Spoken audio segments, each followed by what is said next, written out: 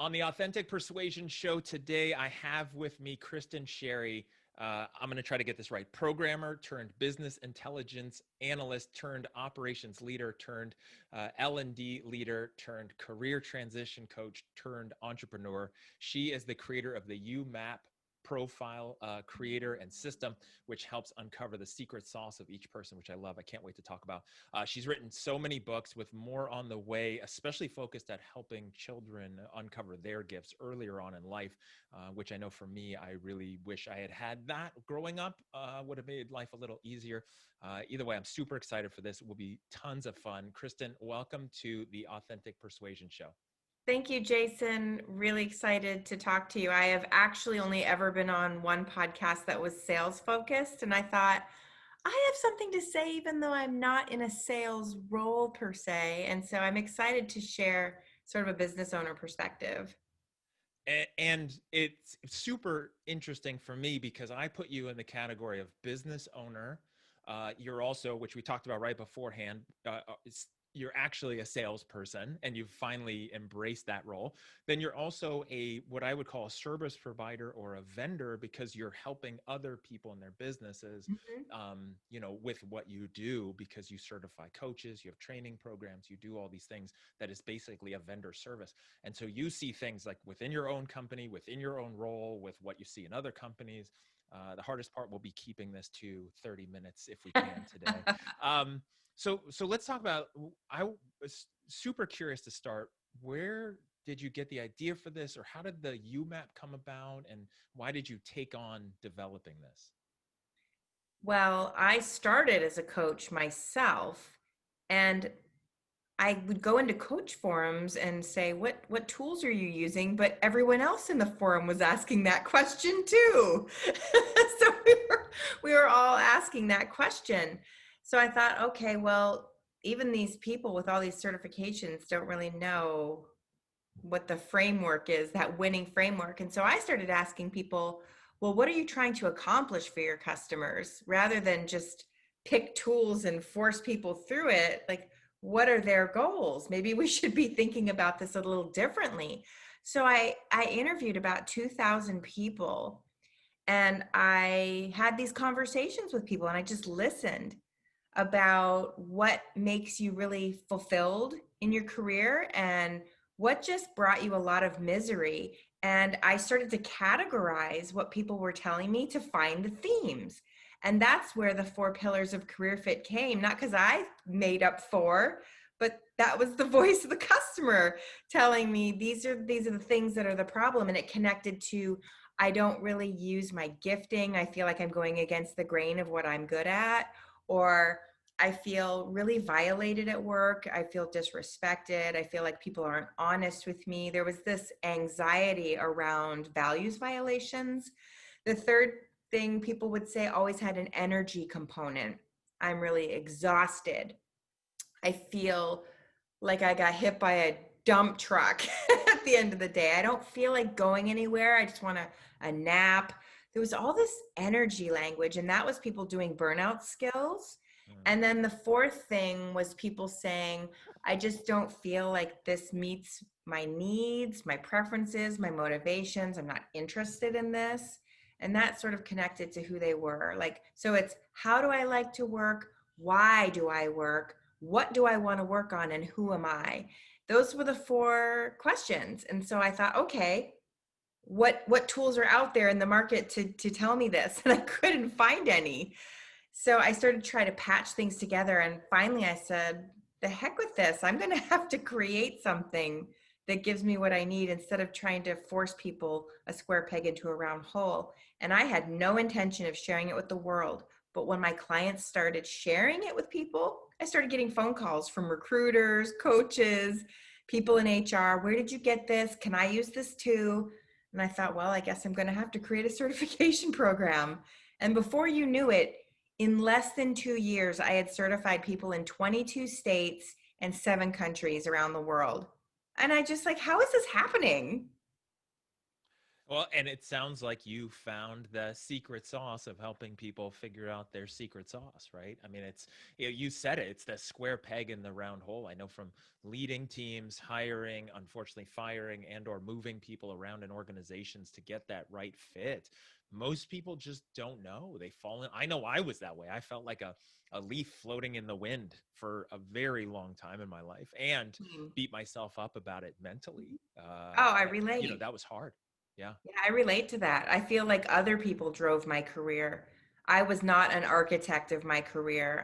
People just sort of fall into things. And I'm not saying you can't end up with a satisfying career that way. Some people sort of hit it. But for me, it was just a path of misery from one job to the next that I didn't feel I was fulfilled. So I relate. Yeah. And there are those people who find it and they're fortunate. It's kind of a lottery thing where, some people win the lottery sooner, some people win it later, some people never win it. Hmm. And it's about experiencing things and trying things. Some people kind of accept an unhappy place for their life. Hmm. One of the things I know that you have for managers is about teams being excited for Mondays. Yeah. I tell people all the time, if you on Sunday night you have that dreaded feeling about Monday, then you're not in the right place, and life is too short to be unhappy 5+ days a week. Yeah, you really speak my language, Jason. I am picking up what you're putting down. Yeah, well, it's such a big issue. So which is why I love. It's funny because long before I even knew who you were, I've actually used YouMap at a company with in a recruiting type framework, and so it's super fascinating. One of the things you mentioned to me before we started was how you realized you were in sales. Tell me about that. Share with everyone what you mean regarding Well, sales. for the longest time, if you look at my UMAP, it says selling is in my burnout skills. But I have things that I'm naturally good at. So I have a strength called individualization that can see the unique strengths in people. And I'm very accepting of differences. So I don't treat people with a cookie cutter approach. I use a unique approach with people. And I have a strength in my top 10 called relator. So I can build genuine connections and I come across as a genuine, authentic person to people. So here I was thinking, well, I can't do the skill of selling, the going out there and doing the pitch. But I didn't realize I had other things in my UMAP, natural talents and abilities that enabled me to connect with people. And didn't re- I I didn't realize I was in sales until I actually took a look at how I was spending my time. I don't remember if I'd gone through an exercise at a women in business event, but they asked you to break down your day and how you're spending your day. And there was just this exercise they gave us. And I thought, I spend the majority of my time as an ambassador for my brand, for the coaches, for my books. That's that's sales. And it was just this wake up call.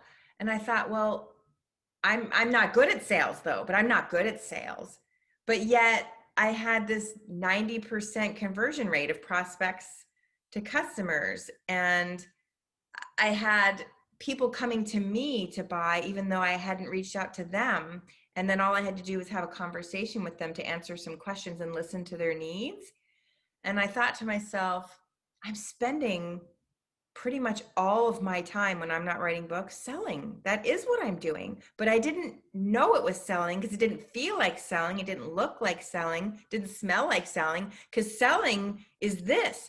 Hey, Kristin, wondering when we could hop on a call so I could tell you about our proven process that helps business owners like you increase your leads by 10 times. To me, that was sales because that's what everybody does to me. Yeah. Definitely, especially on LinkedIn. As you're saying that, I'm just imagining how many of those I get a day as well. And I think that's what's interesting, right? Is that a lot of people see that as sales or think that's sales and that's the only way to sell, or that's what it means to be a sales professional, which for customers, prospective customers like you and that, scripted example you just mentioned, they don't like sales or salespeople or the thought of sales because of that ideal, right? That vision of what it's like. And then they also don't want to be in sales because they don't want to be that person or have to use those strategies and techniques and sound like that. Yet, fascinating enough, and the way I end my show is everything in life is sales, and you're selling something all the time. It just depends on how and what your intention is. Mm-hmm. Yeah. And so it's interesting that you realized how much you were selling. And I love the fact that with your YouMap profile, which I can completely relate to because I'm the same way, where I don't feel like I'm selling, and I didn't for the longest time, just connecting, relating, seeing people in a different way, and then wanting them to get there. Which, when it's done right, that's what you should be doing in sales anyway, right? It's what's best for the other person. And can you help them get there, or can you point them in the right direction? Right. So all of my sales calls are different, but they have a pattern. So they're different because I gauge the person. Is this someone who needs me to small talk with them about life longer? I can sort of tell when people want to get to know me more. I just sort of pay attention to their vibe and their body language and their vocal. I'm a people reader just because of YouMap. And so I got on a call with a woman this morning, and it was a Zoom, and I could just tell she's very relational. So I'm just going to relax, and we're going to talk about how is homeschooling going for you? Is your family keeping safe? And tell me a little bit about how things have been for you this week. How has your week been? And I just sat and listened to her talk about her week and her noisy neighbors, and when I felt like she was at a place where she was comfortable with me, I said, how can we best use this time for you today? um, I, I'd like to hear about what you'd like to accomplish together. And I kind of gave her the reins to either see, did she want me to answer things? Did she want me to ask her things? And just kind of go from there. I just could tell from her personality she would appreciate that, not just kind of like a bulldozer. I never bulldoze and say, here's about my product, here's my certification, here's my program.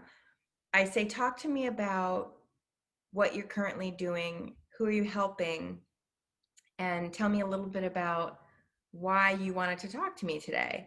And then I just listen to them. And it's so funny because at the end, they feel so good, even though they've done the majority of talking, they feel so good about getting out what their concerns are, or I hate the word pain points, but where they have some sort of a gap that they think I can fill. And they tell me all of the answers. So I don't need to go through some spiel about, I only need to say what they need to hear that's unique to their situation. I don't have a spiel, but what I have learned is I need to be able to explain my tool, my program, my framework in as few words as possible so that they can have the mic, so that they can do the majority of the talking. I absolutely love all of that. There's so many lessons there for people in sales, and something I'm talking about all the time, which is you want to be effective at sales. Your prospects have to feel like you care about them first, right? People don't care how much you know until they know how much you care. Best way to get them to feel like you care about them, hopefully you do, is ask questions, be quiet, listen, let them talk the majority of the time, right? Mm-hmm. 2 ears, one mouth. They don't need monologues. They don't need the brochure. They don't need all that, especially in the beginning. At the end, maybe when you're ready to tell them how you can help and why, and then where you're going next. But I love that you just, ask questions, whether you call it pain points or discovery or probing, everyone wants to use different terms. Mm-hmm. It's what you're trying to find that gap. You're trying to find how you can help them. And I bet on your calls, you probably have a lot of calls where you don't even explain what you do for Yeah. until deep into the conversation. I find most people have a very decent understanding before they've even got on the call, because there are so many ambassadors promoting the program. Because I view my relationship to go way beyond the sale. So the coaches I certify, for example, I serve them way beyond the certification.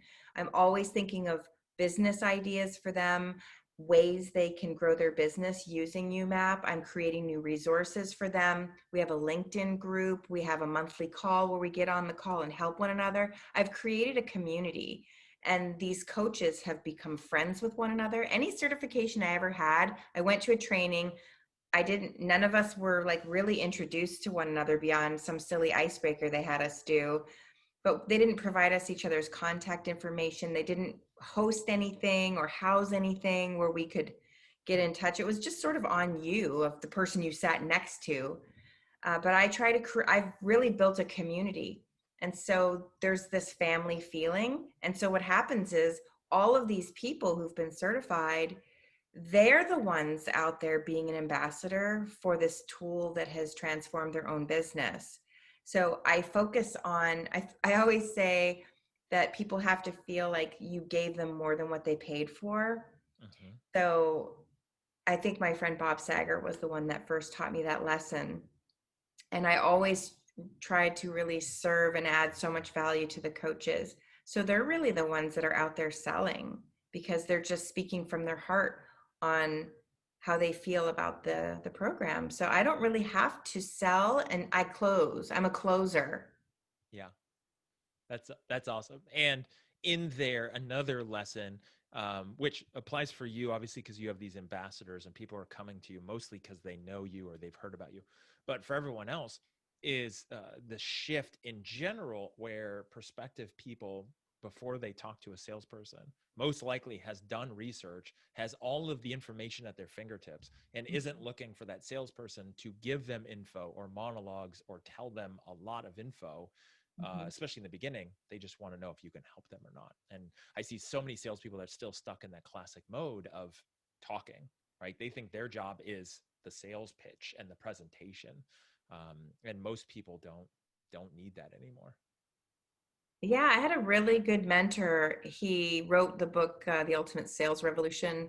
I can't remember the subtitle, but he was the one that got my thinking differently about sales. And I actually tell this story in my book, YouMap. But if you're going to get your kitchen renovated and someone comes in and shows you all their tools, I have the very best T-square. I have the very best drill. It's the Megabit 1000, best, most advanced drill on the market. And they're going through all these tools they have and how they're the best in the market and better than their competitors. And then contractor number 2 comes in and says, tell me about what you envision for this space. How do you see your family spending time here? And how would you like to entertain, and what kind of memories do you want to create here? That's the contractor I'm going to hire, someone who can help me see that they care about the vision, or they care about where I'm trying to get from where I am, not here's all my great tools. Right. And or here's all the great things I've done and you should hire me because I do great stuff, which that's important as the secondary confirmation. But to begin with, it's about that caring part. And that So shouldn't be for, coming from you ever. Those yeah, confirmations should be coming from your customers. The how great I am and how great my process is should come from your customers, not from you. It's like when people call exactly. themselves an expert. Oh, of course, right? That's why LinkedIn and job titles are so fascinating. Um, so let's talk about the authenticity piece. Obviously, you spent a lot of time with personalities, behaviors, this whole framework that you've created and dove into. For you, how would you define authenticity? So here's what the deal is of why people aren't authentic. Let's start there. All right. They have this idea that this is how something is done, and they've seen other people do it that way, or someone trained them to do it that way, and they're not starting from inside with who am I, and what's my approach to building relationships, or to selling in general. And so when you see people who are not being authentic, all they're doing is trying to do things or be someone they're not. And they might not even realize they're doing that. Someone just trained them. Here's what you have to do. But because they're not wired like that, it comes across very clunky and awkward, and it's just not genuine. So, for example, if you're an author, I'm an author, but we don't write books the same way. And so if I'm an author and I have this webinar where I give people advice on how to write books, and I say what you have to do is you have to wake up at 5 a.m. and you have to write for 3 hours 5 days a week. I mean, maybe that person needs to get on a Zoom call and talk with a friend and have it recorded and then get it transcribed and then work with an editor. Maybe they're very extroverted and they can't sit for 3 hours. Maybe they're a night owl and they're more productive at night. So you have to know who you are and you have to know what your assets are. And that is going to help you be authentic because it's like breathing, it becomes natural. But people tend to lack a lot of self-awareness, so they don't even know who they are. On that topic, why do you think people struggle with or lack the self-awareness from your experience? Well, there's a couple of reasons for that. First of all, we're not objective about ourselves. We've been with ourselves from the day we were born. So it's that case of I can't see the forest for the trees. And because the things we do well come naturally to us, we assume anyone can do that because it's easy. So we don't recognize our gifts and our strengths as such. But then I'll say to people, think of a person that you know, any person. Now I want you to tell me someone else who's exactly like them. And they can't. You might know someone who has a similar laugh or maybe has a dry sense of humor as well or has wild curly hair too, but you can't think of another person who's exactly like them. And I'll say people have that same perception of you. There is no one like you. So the other thing is I don't think we're encouraged to look within. When you look at students, okay, students, what are some jobs that look interesting to you?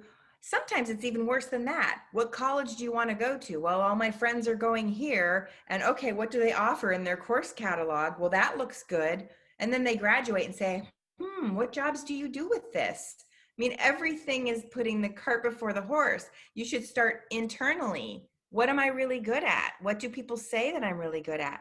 What's really important to me? What kind of an impact do I want to make? What are my values? You need to look at all that stuff and say, okay, here's what I'm good at. Here's my values. This is my personality. This is kind of my ideal day. What sounds like that out in the world? But we start at what's out in the world and where can I stuff myself? It's a completely backwards approach.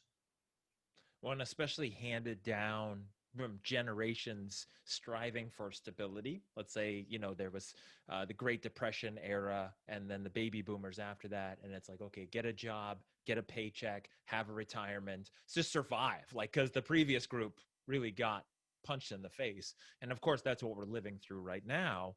But leading up to this, it's about, okay, where's stable? What's easy? What can I just do? Without that emphasis on your work life is so important. It's such a big part of your week, not even just your life, but your week. Like, what do you want to do? And where do you have the value? Not just where you're good at, but what do you have value in? Mm-hmm. You spend a third of your life at work. And you sleep a third of your life. So there's 2/3 of your life in the can if you're not enjoying your work. I would say the final thing that happens for us to not be aware is the conflicting messages we get from other people. So I'm this adventurous, bold risk taker that sort of always wanted to be an entrepreneur. I'm saying this in role play, not me, although that is me. And I'm a parent who values security and stability, and so they advise me, you really should go get a government job because you'll never get laid off, or Yeah. don't go into that industry, or don't go to work for yourself because 80% of consultants fail.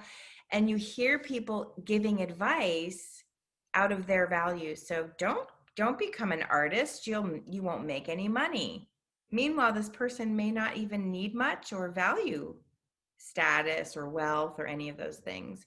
So we get a lot of advice. And when I talk to people later in life about what they were interested in, they were always on the right track, but someone else talked them out of it. Mm. So the other piece of this framework, which is the persuasion side, where do you where have you seen persuasion fit into your success, going back to, what you realize now is a sales role in what you do? hmm So persuasion is not naturally difficult for me in by itself. When you tie it to someone else having to open their wallet, that's where I had an issue with it. But I lost 40 pounds over the last 7 months through some lifestyle changes. And a woman named Allison Buckland helped me do that through her program. And I was so passionate about how she changed my life. She gave me my life back. I had all kinds of health problems and they're all gone now. I was telling everyone about this program. I had no trouble influencing people. 12 people signed up to her program after I started spouting about it on the internet. But the minute she said to me, "Why don't you become a consultant?" And in my downline or whatever, I said, "I can't do that." She said, "You would make so much more money." I said, "You don't understand. The minute I know that I'm doing this for my financial gain, I'll stop talking about it. I'll stop talking about it." And she's like, "Well, that's a limiting belief." And I'm like, "Yes, it is." Yes, it is. But I'm so passionate about it because I am just authentically, purely wanting to help people, and it has nothing to do with my benefit. Now, that doesn't translate to my own business because I have, it's my calling, it's my legacy. So the passion I have for it is a little bit different than a lifestyle program, right? So I feel passionate about how it affected my life, but I have to really believe in something to be able to sell it. Because I'm the type of person that I'll just rather give you my book than you go buy it. I'm like, "Oh, I'll just send you a copy." I've gotten better with that. I have gotten better with that because I know it changes people's lives. So I feel like I'm going off on a tangent, but persuasion doesn't come naturally to everyone. So what people have to do is you can persuade, but indirectly. So for example, if you are a person who is very responsible and accountable and trustworthy, you're going to persuade by example. And that's the approach you should take. Do you lead by example and then people follow you? Or do you persuade one person at a time? And you persuade through encouraging people, investing time in people, by being easy to get along with, by being someone who just comes across very genuine. So you can persuade, but that wasn't your intent. Your intent was to build a relationship. Your intent was to lead by example. Or perhaps you use a more intellectual approach where you help people have breakthroughs through your ideas, through strategy, through curiosity. So you really have to know what's in your toolbox and use what's in your toolbox, because trying to be persuasive as a direct end result is going to blow up in your face if that's not your comfort zone. It's like trust. You don't go after trust directly. You don't go after love directly. I'm going to make you love me. I'm going to make you trust me. No, you do other things, and love creates and trust creates. And that's often the case with persuasion. It's not something you're going at directly in all cases. It's persuasion is the outcome. And when you see somebody who is their goal is to persuade and that is their goal, then a lot of times that's what feels like the sales pitch and the push, where Mhm. you can feel that.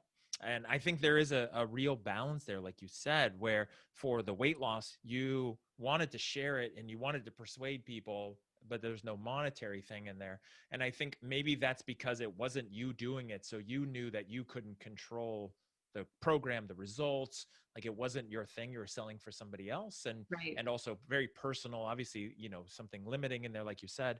But when it's your baby and it can help people and you stand behind it because you've seen it in action enough, Mhm. then that persuasion takes a different approach, obviously, for your business, which I Mhm. think is fascinating that you shared that. And I love too the tie-in with the authenticity piece, which is however you persuade and what you focus on. And that's what I teach people. Like, I'm a super analytical. I mean, I would create spreadsheets for clients, which would then freak them out because it would send them into analysis paralysis. But like, I'm like, okay, here's data and figures and facts of why this is a good decision and what the best decision is. Mhm. And you just have to know how to harness where you're really good at. Yeah, so let me tell you a very fast story that I think really drives this point home. I was meeting with a coach today, a YouMap coach, who's very relational. All her strengths are in the relating theme. She's not an influencer.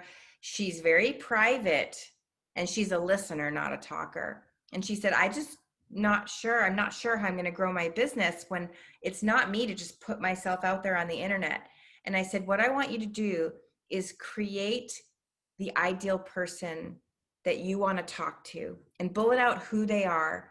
And when you go, don't use LinkedIn then, go on Instagram. She likes photography. So I said, leverage your photography and talk about your own values and the difference it's made in your life, knowing them, and take a picture to represent each of your 10 values and do a 10-part series using imagery and creativity, because that's who she is, to talk about how your life has changed, aligning your values. And remember, you're talking to this person you've bulleted out on the paper, and just talk to them. Ignore the other people on there who aren't like that person, because the people who see your message and say, I need to feel this way, they will be attracted to you. And she now sees a viable way to sell using Instagram that doesn't feel like selling. And I said, once you start having more clients, use photography to as part of your program. They take their pictures and ask their permission to share their stories anonymously. And now you're just continuing to share these stories of transformation, and you're talking to that one person. Which is great advice. And when I hear you talk about that, I'm thinking about people who break away from that scarcity. I need to serve everyone. I need to find everyone. Everyone might be my client versus like, here is my tribe. There's 8 billion people on the planet. The goal isn't for each one of us to have everybody. The goal Yeah. is for each one of us to have our segment and influence and support and care for and nurture our group. And then you have Mhm. your group and somebody else has their group, and we are all doing our part. It's not to Absolutely. dominate everybody.